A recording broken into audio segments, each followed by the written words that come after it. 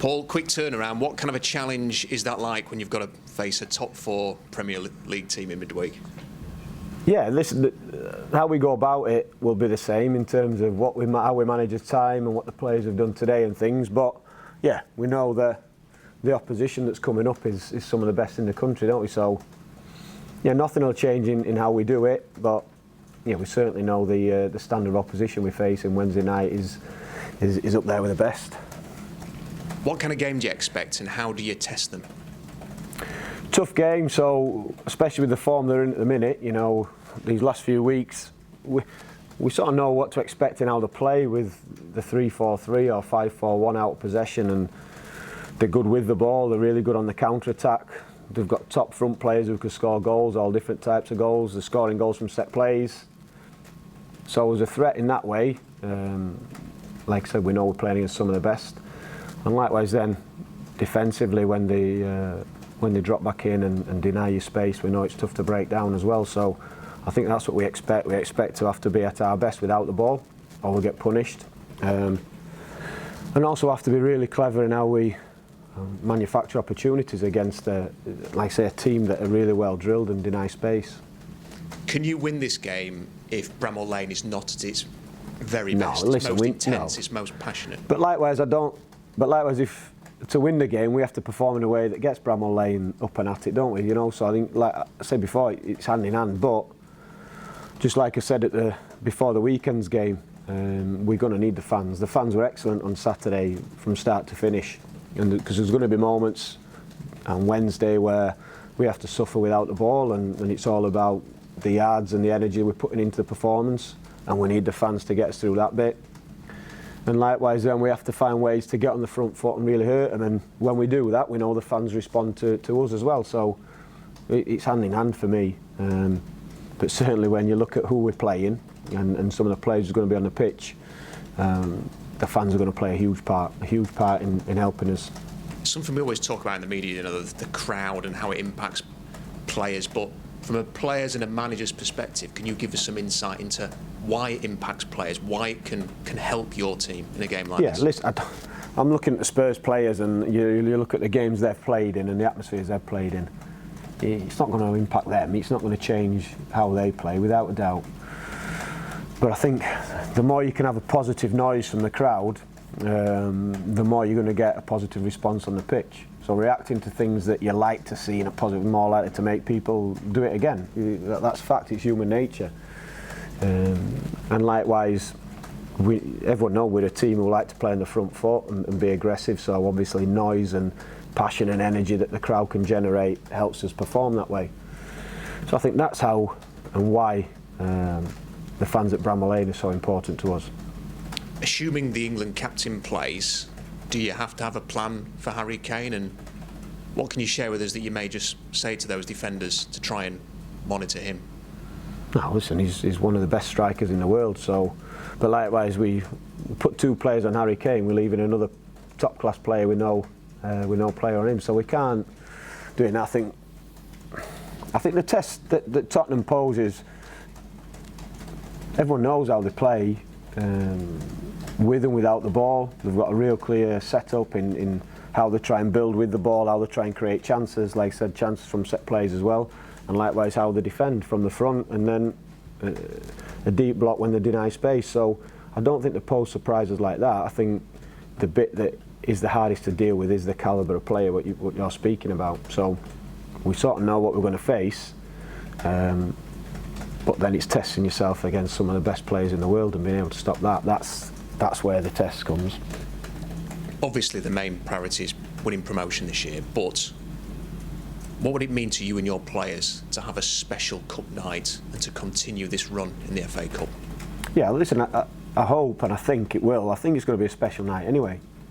We've enjoyed every cup game we've had this season. We had a great game away at Millwall with a real good performance, and I thought it was an important game for a lot of players, and the performance was very good. And then we've had 2 real exciting games against Wrexham, which were really strange in their own way, you know. And again, the magic of the cup, the difference of the cup, it was a real good atmospheres, and how could I put it? Distraction's the wrong word, but it's just a good change from the league, you know.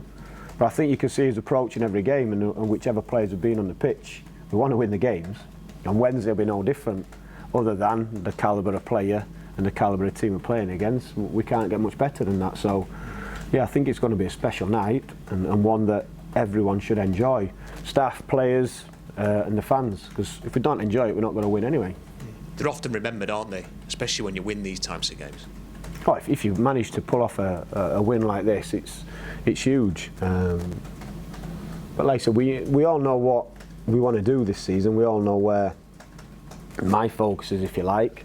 But for these next few days, it's on Spurs, and we want to win. So, yeah, and then we see what comes after that. Is there any part of you that's intrigued to see how your team that is well placed in the Championship, even though there's still work to do, how they get on against a team that you hope to play as a Premier League side next year? No, not in that respect. I think just in terms of whatever team we put out and how we ask them to play, I think it's the intrigue for me is who responds, who does that, you know, with the players and the pitch, because I think that's what's been good for us this season is the work we've been doing on the training ground. We've seen it on the pitch, and then it gives you real confidence when you wanted to make changes, whether that's in the starting 11, from the bench.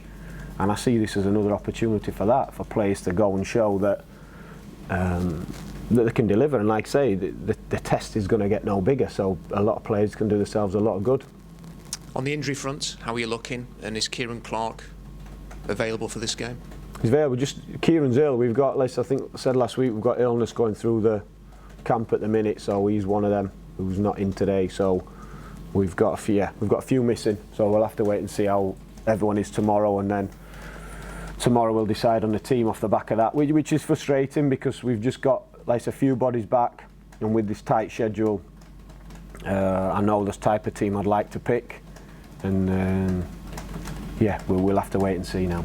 What kind of a challenge is it when there's a bit of illness doing the rounds and you try and prevent it spreading through a team? I think that's it, just trying to prevent. But players want to play, you know, and I don't know what it is. I don't know if it, obviously from COVID, everyone's approach to things like this has changed. And I think practice has got better. If there's coughs, colds and bugs going around before, everyone would just get on with it. So I think certain practices have stayed since COVID, which probably help.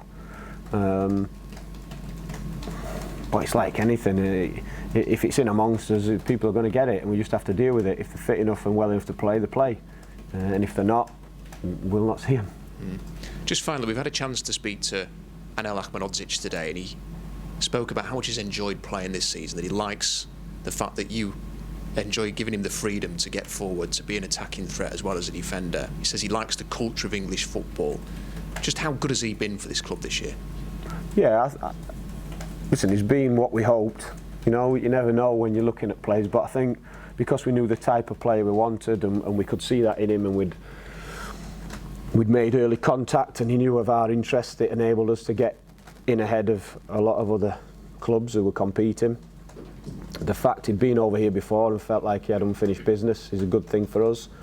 And the fact it gave him a long time and lots of opportunities to see what we're about, and he could see that, oh yeah, they do what they say, you know. So I think that's been good. The fact that he is what we hoped. I still think he can get better, and I still think he's pushing, and I think he enjoys that as well. I think he doesn't see himself as achieved anything yet and finished. He knows he's going to get pushed, and he knows that he's got to perform, or we'll make him perform. He says that English football perfectly suits his style of play. Did you always envisage that being the case? Yeah, he knows English football. Yeah, definitely, and he's got the athleticism to perform in England and at the top level, and we'd seen him play for his country, seen him play in the Champions League for Malmo against Chelsea, teams like that. So it was easy for us to be confident in that aspect, and like I say, I think more importantly, Sheffield United and how we try and play suits Anel. We're big on, like I said, playing to strengths and hiding weaknesses, if you like. So I think it's one of the reasons I want him to have that freedom, because he's a good footballer, but he's also got the athleticism to get forward and create chances. And yeah, so he's a good fit, and I think, like I said, it's a good match, this club for an L and an L for this club. And finally on this, he said that he had a lot of options, and some options were in divisions that have probably got bigger reputations than the Championship, the second tier of English football. Just how competitive was that? I know you said you kind of got ahead of the competition in terms of signing him, but were there moments where you thought, wow, we're up against some big clubs here to try and bring him in, and what was that period like? No, we always knew he wanted to come here, and we always knew we could get him. The problem is, until we could get something agreed, there was always more money elsewhere, like I said, good club stature elsewhere. So we knew he was that we were his number one, and he wanted to come. It was just getting. So it was all. Yeah, of course it was nervous until we could get something agreed with him. Of course it was. But the fact he wanted to come here meant that. And again, this says a lot about the lad and the player. He didn't come here for the money, and he probably didn't come here for the Championship.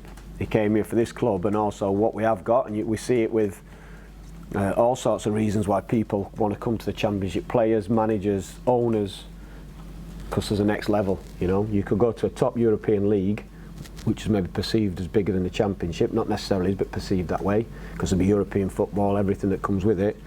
But they can't get to the Premier League from there. We've got that next step, so I think that shows his intention. He saw this as a stepping stone for him and his career, and that was a positive for us.